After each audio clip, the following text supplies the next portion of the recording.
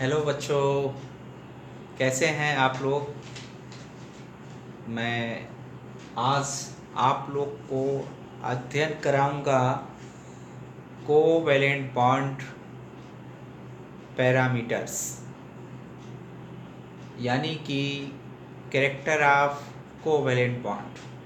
तो कुछ फीचर हैं, कुछ कैरेक्टर हैं कोवैलेंट बॉन्ड के, जिसे आपको जानना है और मैं उसके बारे में आज के वीडियो में आपको डिस्क्राइब करूँगा, आज के क्लास में डिस्क्राइब करूँगा। तो ठीक है, मैं हेडिंग लिखता हूँ covalent bond parameter.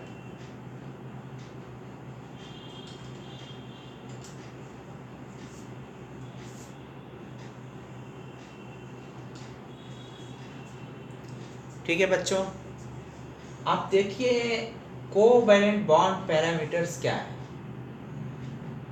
This is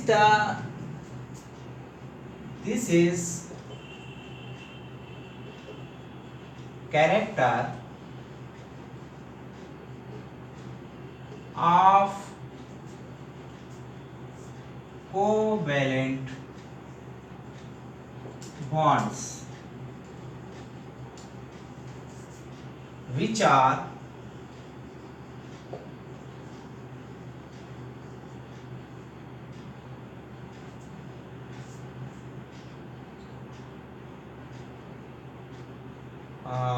bond length,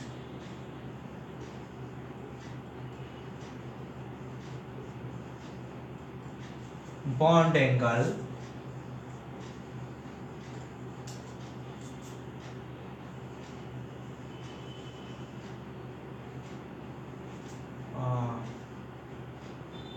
bond energy,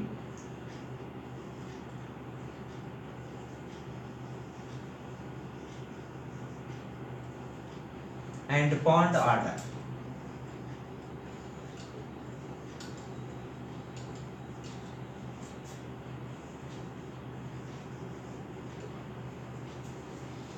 This is character of covalent bond which are this is character of covalent bond. This means ये जो रिप्रेजेंट कर रहा है बॉन्ड पैरामीटर को, माने क्या क्या बॉन्ड के कैरेक्टर हैं। तो जो बॉन्ड पैरामीटर हैं मीटर्स हैं, ये कैरेक्टर ऑफ कोवैलेंट बॉन्ड्स हैं। क्या कैरेक्टर हैं? विच आर, एक बॉन्ड लेंथ है, दूसरा बॉन्ड एंगल है, बॉन्ड एनर्जी है, बॉन्ड ऑर्डर है। ये टर्म आप लोगों ने सुना होगा, जाना होगा। आइए बारी बारी से इन कैरेक्टर को हम अध्ययन करते हैं। तो पहले लिखते हैं बॉन्ड लेंथ क्या होता है। दिस ओके बच्चों,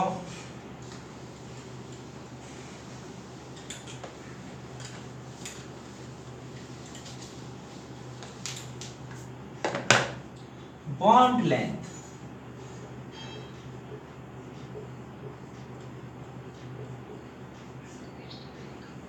अब देखिए, बॉन्ड लेंथ के बारे में मैं आपको बताऊंगा। बॉन्ड लेंथ जो होता है, जैसे एक ग्राफ से आपको समझाएंगे। This is the average distance, this is average distance between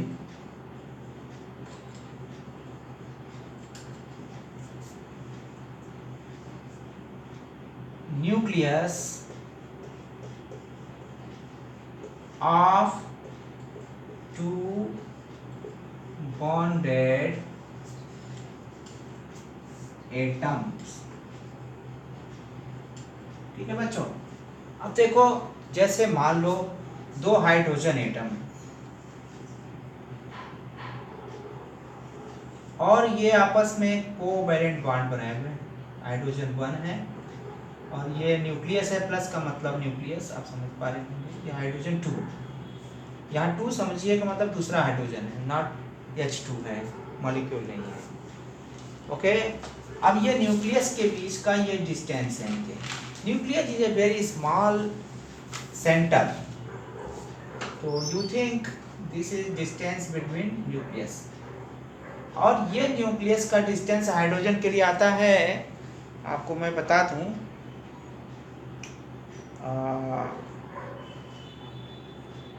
0.74 angstrom. हाँ, यहाँ per unit of bond length है, क्योंकि लंबाई तो यूनिट होगा, ये यूनिट ऑफ बॉन्ड लेंथ, इसको मैं ब्रैकेट में BL कर दे रहा हूँ, ठीक है। बॉन्ड लेंथ लिखना होगा तो BL लिख दूंगा, तो आप समझ जाइएगा कि सर बॉन्ड लेंथ लिखे हुए हैं। तो ये यूनिट ऑफ बॉन्ड लेंथ होता है एंगस्ट्रॉम। एंगस्ट्रॉम को आप जानते हैं, ए पर 0 सुपरस्क्रिप्ट लगा करके प्रेजेंट करते हैं, तो ये लिखा हुआ है। अब ये हाइड्रोजन है, हाइड्रोजन के ये न्यूक्लियस, हाइड्रोजन एक एटम का ये न्यूक्लियस है, दूसरे एटम का न्यूक्लियस ये है, इन दोनों के बीच का जो डिस्टेंस है 0.074 एंगस्ट्रॉम है। तो दिस डिस्टेंस इज 0.74 एंगस्ट्रॉम। तो BL ऑफ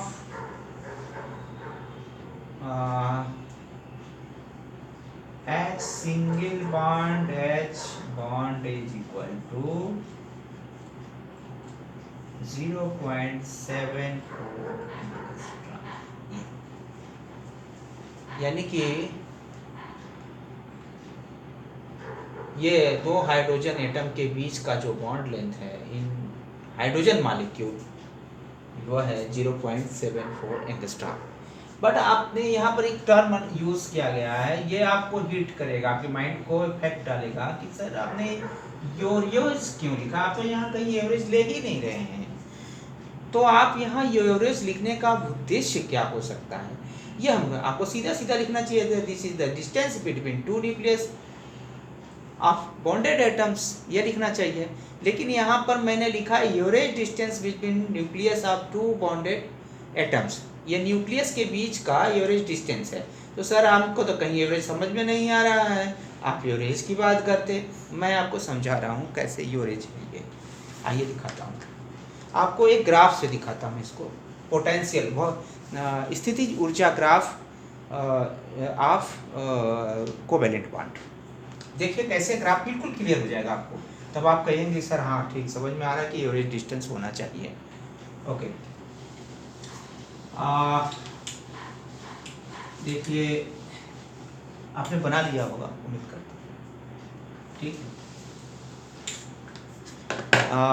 देखिए जैसे ये एक एक्सिस है, यहाँ पर पोटेंशियल एनर्जी है, स्थितिज ऊर्जा पोजीशन के कारण एनर्जी, और यह एक एक्सिस है, यहाँ पर पोटेंशियल एनर्जी 0 है, मान लीजिए जूल है, जूल ये पोटेंशियल एनर्जी। तो दो पार्टिकल, एक हाइड्रोजन एटम यहाँ पर है, हाइड्रोजन 1 न्यूक्लियस है, दूसरा हाइड्रोजन दूर कहीं पर है आया, भैया हम तो दूसरे हाइड्रोजन है, हम बॉन्ड बनाना है हमको। तो अब ये क्या है कि जैसे जैसे पार्टिकल नज़दीक आता है उसकी पोटेंशियल एनर्जी घटती है। तो ये पार्टिकल नज़दीक आया और इनकी पोटेंशियल एनर्जी जो है यूं रही, ये घटती गई घटती गई घटती गई, अट्रैक्शन बढ़ता गया, जैसे जैसे दूरी बढ़ेगी वैसे वैसे अट्रैक्शन बढ़ता जाएगा। फिर उसके बाद क्या होगा कि एक डेफिनेट स्थिति आएगी, और यहाँ पर जो है ये देखिए, यहाँ पर जो है ये हाइड्रोजन महोदय यहाँ से यहाँ पर आ गए, यानी डिस्टेंस देखिए ये कम हो गया, ये distance, this distance hydrogen 2, this distance is this distance. तो आप अभी देखिए इस डिस्टेंस के बाद यदि ये आगे बढ़ते हैं तो इनके बीच में क्या होगा, रिपल्सन होने लगता है, और ये एनर्जी बढ़ती चली जाती है, और ये आगे जाके आगे बढ़ी चली जाती है, पोटेंशियल एनर्जी बढ़ती है।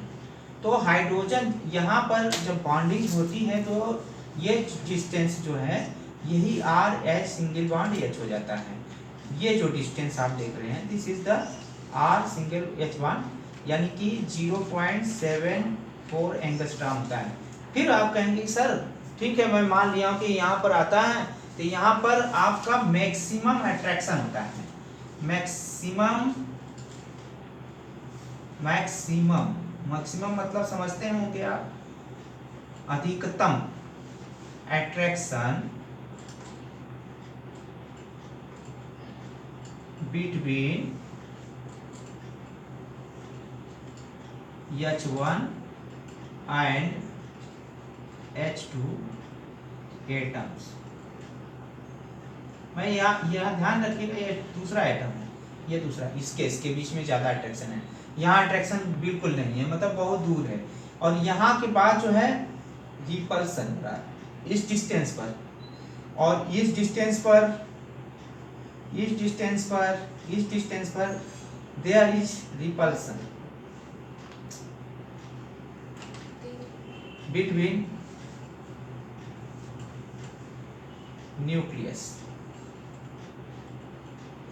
यहाँ maximum attraction due to the electron of hydrogen and nucleus, ठीक है। ये जो अट्रैक्शन होगा न्यूक्लियस और इलेक्ट्रॉन, ये bond pair electron, BP electron, BP electron, ये न्यूक्लियस बॉन्ड पेयर अट्रैक्शन हो रहा है ये। और यहाँ पर क्या है, रिपल्सन बिटवीन न्यूक्लियस, यानी nucleus repulsion is greater than nucleus electron attraction, BP electron, BP electron repulsion. भाई अब मिठास ज़्यादा हो गई है, तो मिठास ज़्यादा हो गई तो कुछ दूसरी इंट्रैक्शन होने लगती है, और वो किसी बातों को, अपनी सभ्यताओं को लेकर, अपनी विचारों को लेकर के मतभेद होना शुरू करता है। तो ये मतभेद ज़्यादा होता है मिठास के, ये मिठास है, ये देखिए यहाँ मैक्सिमम मिठास है, यहाँ पर अट्रैक्शन ज़्यादा लग रहा है। और यहाँ पर आप ये कह सकते हैं कि nuclear bond pair attraction is greater than nucleus repulsion, और इलेक्ट्रॉन रिपल्सन भी कह सकते हैं। तो हम एक ही पैरामीटर लिख सकते हैं, न्यूक्लियर रिपल्सन कम होता है न्यूक्लियर बॉन्ड पेयर इलेक्ट्रॉन से, अट्रैक्शन से, और यहाँ पर ये मैक्सिमम होता है ये इस डिस्टेंस पर। और यहाँ इसके बाद वाले डिस्टेंस पे क्या होता है, न्यूक्लियर रिपल्सन, यानी इसके नाभिक में ये जो नाभिक है ये प्लस है,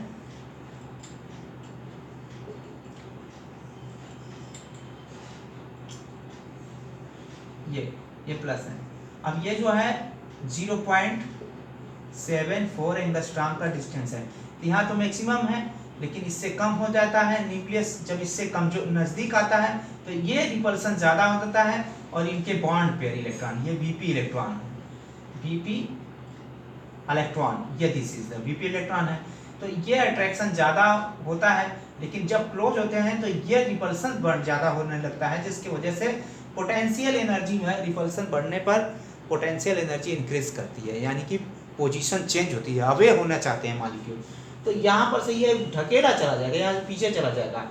तो इसका मतलब है कि ये दोनों हाइड्रोजन एटम एक साम्य अवस्था में रहते हैं, कभी प्लस माइनस इधर हो जाता है तो कभी प्लस माइनस, मतलब कि इधर जाता है निगेटिव में, इधर जाता है पॉजिटिव में। तो एटम का जो डिस्टेंस है, ये जो 74 एंगस्ट्रॉम है बेटा, ये 74 एंगस्ट्रॉम एक फिक्स, एक एवरेज डिस्टेंस है। मतलब ये मान लो कि यहाँ पर ये डिस्टेंस 74 एंगस्ट्रॉम हो रहा है, तो प्लस कभी ये माइनस हो जाएगा, माइनस मान लो कुछ 0 एंगस्ट्रॉम x एंगस्ट्रॉम हो जाएगा, और यहाँ पर प्लस x एंगस्ट्रॉम हो जाएगा। तो प्लस और माइनस दोनों एंगस्ट्रॉम की दूरी को मान लो कि हम 0.76 एंगस्ट्रॉम हो गया, और 0.73 एंगस्ट्रॉम ले लो। तो अब इन दोनों का एवरेज लोगे तो 0.74 एंगस्ट्रॉम के लगभग मान लो अप्रोक्सीमेटली आता है, आप ऐसे जोड़ो। तो अब ये क्या है कि ये डिस्टेंस एक एवरेज डिस्टेंस है, यहाँ एटम कभी नज़दीक तो कभी थोड़ी सी दूर होता है, इक्विलिब्रियम पोजीशन में रहता है। तो इक्विलिब्रियम पोजीशन प्लस माइनस को लेकर चलते हैं, एग्जैक्ट नहीं बता सकते हैं। यह इलेक्ट्रॉनिक इन्वायरमेंट जब बदलेगा, जैसे मान लो कोई इलेक्ट्रॉन यहाँ जुड़ जाता है, तो कभी मान लो कोई ऐसा ग्रुप हो गया जो इलेक्ट्रॉन खींच लिया, तो ये जो बॉन्ड पेयर जो अट्रैक्शन है, या जो ये पोजीशन है, इक्विलिब्रियम की पोजीशन है, ये चेंज हो जाएगी। समझ पा रहे हैं कि ये कभी इधर भी हो सकता है, इधर भी हो सकता है। यानी इलेक्ट्रॉन यदि ज़्यादा होता है तो न्यूक्लियर रिपल्सन, या इधर इलेक्ट्रॉनिक रिपल्सन ज़्यादा हो जाता है तो इधर हो जाता है। अभी फैक्टर में हम बताएंगे। और मान लीजिए कि इलेक्ट्रॉन डेंसिटी यदि बढ़ती है तो न्यूक्लियर कम होती है तो इलेक्ट्रॉनिक रिपल्सन कम हो जाता है। मान इलेक्ट्रॉन डेंसिटी बढ़ गई तो इलेक्ट्रॉन इंटर इलेक्ट्रॉनिक रिपल्सन भी हो जाता है, तो भागेगा थोड़ा सा। और बॉन्ड पेयर इलेक्ट्रॉन, मतलब कि बॉन्ड पेयर में जो इलेक्ट्रॉन है, और न्यूक्लियर अट्रैक्शन रिपल्सन जो है कम हो जाता है। एनीवे मैं आपको इसके कैरेक्टर में आपको बताएंगे कि इलेक्ट्रॉनिक इन्वायरमेंट कैसे इफेक्ट आता है। फिलहाल यहाँ पर आप समझिए कि ये एवरेज डिस्टेंस क्यों है। ये बात समझ में आया कि ये कि इक्विलिब्रियम डिस्टेंस से प्लस भी इधर होता है और माइनस होता है, तो डिस्टेंस का एक एवरेज डिस्टेंस हम ले लेते हैं। जैसे कि आप 7.6 में कभी होता है इसकी पोजीशन, कभी 7.3 एंगस्ट्रॉम पर इसकी पोजीशन होती है। तो दोनों का जब हम लेंगे, दोनों को जोड़ करके इसका 2 से डिवाइड कर देंगे, एवरेज लेंगे तो ये एवरेज डिस्टेंस मिल जाएगी। तो इस प्रकार से यह बॉन्ड लेंथ जो होता है वो एवरेज डिस्टेंस होता है न्यूक्लियस के बीच का। न्यूक्लियस के बीच का एक एवरेज डिस्टेंस है। कभी ये न्यूक्लियस नज़दीक भी आते हैं तो कभी न्यूक्लियस दूर हो जाते हैं। जब इलेक्ट्रॉन ऐसे सब, जब इलेक्ट्रॉन ये बाहर चला गया तो इनके रिपल्सन ज़्यादा हो, ये फ्लैट होते हैं, एटम स्क्रैप करते हैं तो डिस्टेंस ज़्यादा हो जाता है। कभी इलेक्ट्रॉन बीच में आ जाता है, ये ज़्यादा अच्छा एक्सप्लेनेशन है। जब ये बॉन्ड पेयर इलेक्ट्रॉन इनके बीच में आ जाता है तो रिपल्सन, इंटरन्यूक्लियर रिपल्सन कम हो जाता है, तो ये अट्रैक्ट होते हैं और अपनी खींच जाते हैं, बॉन्ड लेंथ कम हो जाता है, यानी कि 7.3 एंगस्ट्रॉम हो जाता है। और ये जब ये इलेक्ट्रॉन आउटसाइड चले जाते हैं, जैसे इलेक्ट्रॉन स्थिर तो रहते नहीं है, ये मूव करते हैं आउटसाइड बिटवीन द न्यूक्लियस से अवे हो जाते हैं, तो इंटरन्यूक्लियर डिस्टेंस मतलब कि रिपल्सन ज़्यादा होता है और उस समय आपका बॉन्ड लेंथ 7.6 एंगस्ट्रॉम हो जाता है। तो थोड़ा बढ़ता घटता है, इसीलिए एवरेज लिया जाता है। बच्चों समझ में आ गया? ठीक, तो यह क्लियर हो गया कि बॉन्ड लेंथ एक एवरेज डिस्टेंस है और इसका यूनिट जो है एंगस्ट्रॉम है। अब क्या होता है, जनरली जो एटॉमिक रेडियस होता है, जैसे सिंगल होमो डायटॉमिक मॉलिक्यूल है, जैसे H2 है, O2 है, Cl2 है, तो इनका जो सिंगल बॉन्ड है वो उनके कोवैलेंट रेडियस के योग से दे सकते हैं। दोनों का कोवैलेंट रेडियस एक का मालूम है तो 2 बॉन्ड लेंथ बता देंगे। अब एग्जाम्पल मैं दिखा रहा हूँ आपको, देखिए।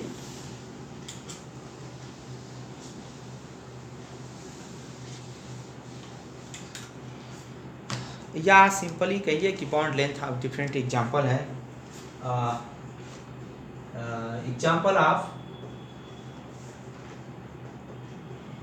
Bl,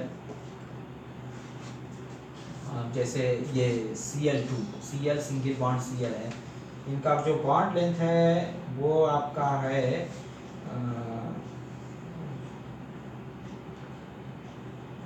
1.98 angstrom, 1.98 angstrom. और RCl माने Cl का एटॉमिक रेडियस जो है वो है 0.99 एंगस्ट्रॉम, 99 एंगस्ट्रॉम। इसका ये BlCl सिंगल बॉन्ड Cl बराबर हो जाएगा 2 × 0.99 एंगस्ट्रॉम कर लीजिए, तो ये बराबर कितना हो जाएगा भाई? 2 9 18 8 19, 2 अंक पर 10 ये एंगस्ट्रॉम, ये हो जाएगा आपका क्लोरीन का बॉन्ड लेंथ, है ना, ये हो गया। और क्लोरीन का एटॉमिक रेडियस आपका ये है। ठीक है बच्चों, ये है बॉन्ड लेंथ। आप ये bond length Cl single bond, तो एटॉमिक जो ये रेडियस होता है ना, ये एक तरह से ये भी बॉन्ड लेंथ का आधा ही होता है, तो उस हिसाब से हमने लिख दिया है। लेकिन रही बात बॉन्ड लेंथ है तो ये इतना होता है, तो कोवैलेंट रेडियस ही होता है। हम आपको पीरियोडिक प्रॉपर्टीज में पढ़ाएंगे, परमाणु त्रिज्या, उसमें आपको हम बताएंगे। तो किसी कोवैलेंट जो एकल बॉन्ड होता है, सिंगल बॉन्ड होता है, उसका हाफ कर देते हैं तो एटम का मिल जाता है होमो डायटॉमिक मॉलिक्यूल के केस में। जैसे Cl2, H2 का भी मैंने बनाया है, ये देख लीजिए फिर से। H होता है आर एच इक्वल टू, यानी एटॉमिक रेडियस ऑफ हाइड्रोजन होता है 0.37 एंगस्ट्रॉम होता है। तो ये देखिए 37, तो R single sorry bond length H single bond H equal to 2 गुणे 0.37 एंगस्ट्रॉम बराबर कितना हो जाएगा बच्चों, गुणा कर लो, गुणा करके बताओ हमको। 0.74 आना चाहिए, 0.74 angstrom should be come. Okay, दो गुणा कर लो ना, 2 7 14, 1 2 3 6 1 7, 0.7। ये देखो, इसलिए कोवैलेंट बॉन्डिंग जो हम एटॉमिक रेडियस से बात करेंगे तो बोलेंगे covalent bond, single covalent bond का हाफ, बोलूँगा आप समझ जाओगे। तो बॉन्ड लेंथ देखो, ये बॉन्ड लेंथ है। अब तुम मैच्योर हो जाओ, बॉन्ड लेंथ का मतलब डर तुम्हारे मन से निकल जाए कि सर बॉन्ड लेंथ तो मैं समझ ही नहीं पाता हूँ होता क्या है। अब देखो HCl है, HCl, तो थोड़ा सा ये दूसरा टाइप का ले लेते हैं, HCl। ये देखो H है और ये Cl है। अब इसका बॉन्ड लेंथ होता है, आपको बता दूं मैं बच्चों, HCl का बॉन्ड लेंथ है, is the bond length of HCl, ये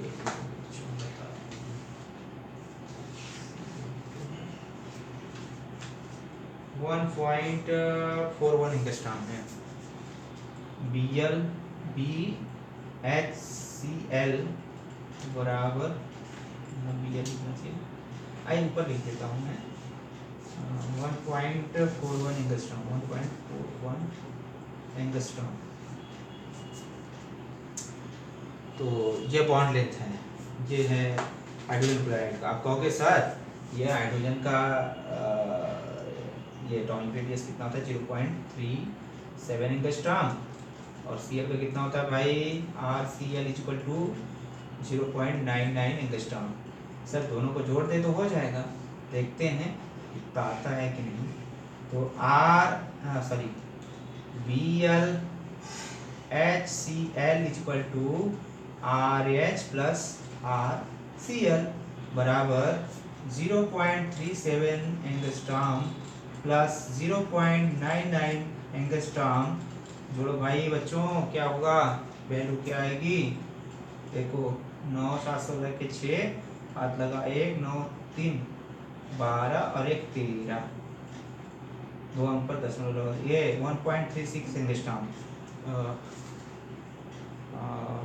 some value is more, there is electronic environment, कुछ इसमें फैक्टर है जो काम करता है, जो इसके बीच में काम करता है।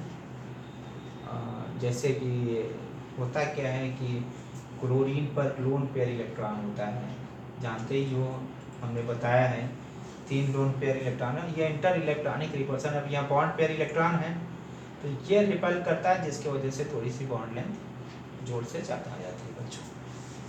तो ड्यू टू द, यहाँ क्या लिखूँ, ड्यू टू LP माने ये LP है, ये BP है, देखो ये BP है और ये LP है। भाई देख लो, दिखाई नहीं पड़ा होगा, ये LP है, बॉन्ड पेयर इलेक्ट्रॉन है, ये लोन पेयर। तो due to the LP BP repulsion, ये कह सकते हो आप, हैं, calculated value is less than, calculated BL, हाँ, लेस देन एक्सपेरिमेंटल, ये एक्सपेरिमेंट से पाया गया इतना आता है, और कैलकुलेट कहता है कि इतना होगा। तो experimental value, this is experimental. बच्चों समझ में आया कौन सा एक्सपेरिमेंटल वैल्यू है, 1.41 या 1.36, 1.41 एंगस्ट्रॉम। ये स्पेक्ट्रोस्कोपी से लिया गया है, रोटेशनल स्पेक्ट्रोस्कोपी बहुत ही अच्छा थ्योरी है डिटरमाइन करने का। ये बॉन्ड लेंथ। तो रोटेशनल स्पेक्ट्रोस्कोपी से ये आ रहा है वैल्यू, और कैलकुलेटेड वैल्यू ये बता रहा है कि इसका भाई रेडियस, एटॉमिक रेडियस इतना होता है, इसका एटॉमिक रेडियस है, जोड़ देते हैं तो इतना आना चाहिए, लेकिन इससे ज़्यादा है। तो ये दिखाई पड़ रहा है कि ये वाला इलेक्ट्रॉन इसको क्या कर रहा है, ये Lp जो है इसको रिपेल कर रहा है, रिपल्सन हो रही है। कितनी अच्छी बात है, समझ में आया सर? समझ में आ गया, मान लिया आपको समझ में आ गया बच्चों, वेरी नाइस। आगे चलते हैं, देखो बॉन्ड लेंथ के बारे में। अब चलो ठीक है, यहाँ तक उम्मीद समझता हूँ कि आप बच्चों को समझ गया। और जैसा कि बात आया है कि बॉन्ड लेंथ को कैसे डिटरमाइन किया जाता है, मतलब कि इसका एक्सपेरिमेंटल वैल्यू कैसे पता किया जाता है, इसका बॉन्ड लेंथ क्या है। एक तो एटॉमिक रेडियस मालूम है तो उसको जोड़ करके, लेकिन वो परफेक्ट नहीं है, एक्चुअल में कुछ और होता है। जैसे देखिए एक्चुअल में ये ज़्यादा है, तो उसका कारण ये है, मैं बता रहा हूँ, जो एक्सपेरिमेंटल वैल्यू जो डिटरमाइन किया जाता है वो दो तरीके से होता है। यदि सॉलिड स्टेट में है कोई भी, इन सॉलिड स्टेट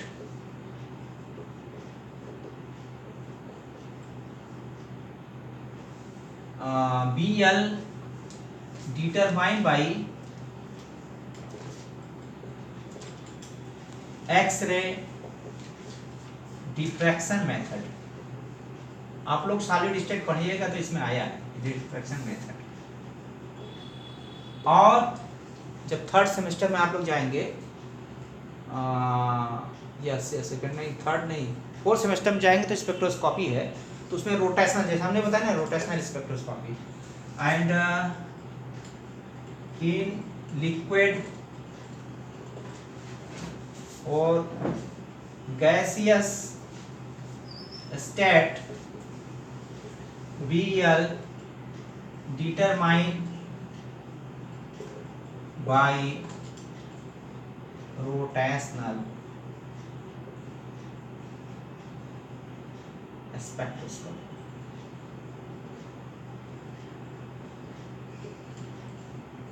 और ओके IR से कह सकते हैं, IR नहीं कहेंगे, रोटेशनल माइक्रोवेव में आता है, माइक्रोवेव रेंज रोटेशनल स्पेक्ट्रोस्कोपी रख लीजिए आप फिलहाल के लिए। और रोटेशनल एंड रमन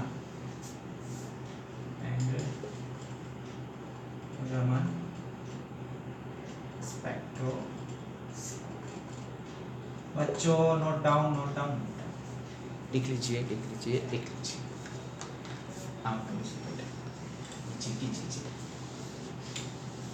देखो वीडियो देखने में प्रॉब्लम होती है, क्लास में नहीं है तो फिर क्या किया जाए। चलो कुछ तो होना चाहिए, समथिंग बेटर देन नथिंग। कुछ न होने से अच्छा है कुछ हो जाए। कुछ हो रहा है, लिखते रहो, थोड़े रियाज कर लो घर बैठ के। अब मैं आगे चलूँगा, फैक्टर जो बॉन्ड लेंथ को अफेक्ट डालता है, the factor which affect the bond length. आगे हेडिंग लिखते हैं, लिख लिया बच्चों, पहुँच करके लिख लो।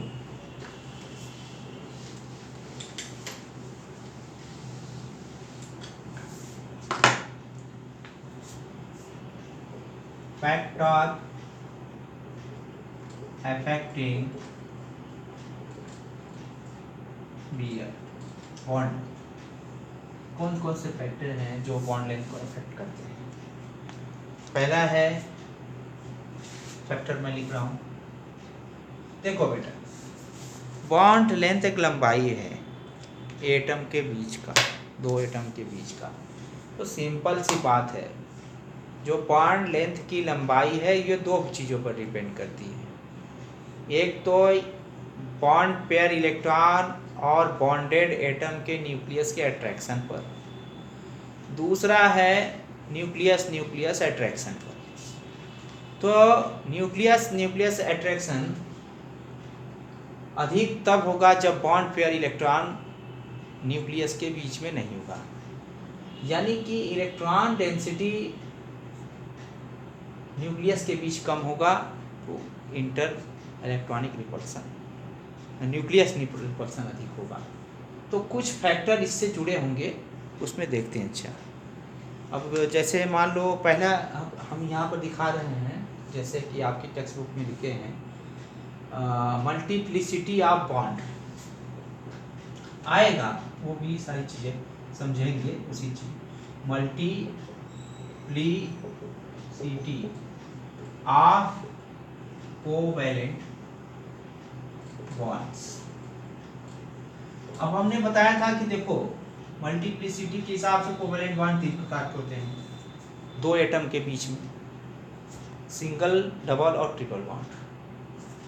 तो जैसे जैसे नंबर ऑफ बॉन्ड एटम के बीच में पड़ते हैं, जैसे ये कार्बन सिंगल बॉन्ड है, यहाँ थोड़ा सा लिख दूं, multiplicity of bonds directly proportional, और सॉरी एक क्या लिखते हैं, हमको लिखना चाहिए BL bond length of bond length directly proportional 1/मल्टीप्लिसिटी ऑफ बॉन्ड। यानी मल्टीप्लिसिटी का मतलब जितने ज़्यादा बॉन्ड होंगे 2 एटम के बीच में उतनी ज़्यादा उसकी उल्टा होगा, बॉन्ड लेंथ उतनी कम हो जाएगी, अपोजिट का है। अब जैसे मैं आपको दिखा रहा हूँ, carbon single bond carbon, ethane में होता है, मैं लिख दे रहा हूँ, ये H3C सिंगल बॉन्ड CH3, ये देखिए C डबल बॉन्ड C आपका इथाइलिन में पाया जाता है, H2C डबल बॉन्ड CH2। अब देखिए यहाँ पर है ना, कार्बन के बीच में, 2 एटम के बीच में डबल बॉन्ड है, और कार्बन ट्रिपल बॉन्ड, ये मल्टीप्लिसिटी चेंज हो रही है, ये मल्टीप्लिसिटी में कि बंध 2 एटम के बीच में बंध के प्रकार क्या है, नंबर ऑफ बॉन्ड के हिसाब से। तो मल्टीप्लिसिटी संख्या क्या है, bond number of bond between 2 atom, ये। तो अब यहाँ एसिटाइलिन का मान हमने पढ़ाया है, ये HC ट्रिपल बॉन्ड CH, मैं यह नहीं लिखूंगा। तो आप ये देखिए जो है यहाँ पर कार्बन के बीच में डबल बॉन्ड, तो 2 एटम सेम है लेकिन मल्टीप्लिसिटी डिफरेंस है, सिंगल बॉन्ड है, डबल बॉन्ड है, ट्रिपल बॉन्ड है, तो मल्टीप्लिसिटी चेंज हो रही है। अब इसकी बॉन्ड लेंथ क्या होगी इस बॉन्ड की, यानी CC BL CC, यह मैंने लिख दिया, है ना, कार्बन कार्बन के बीच का बॉन्ड लेंथ। हम सिंगल बॉन्ड लिख, इसे अब मैं इसको लिख देता हूँ, C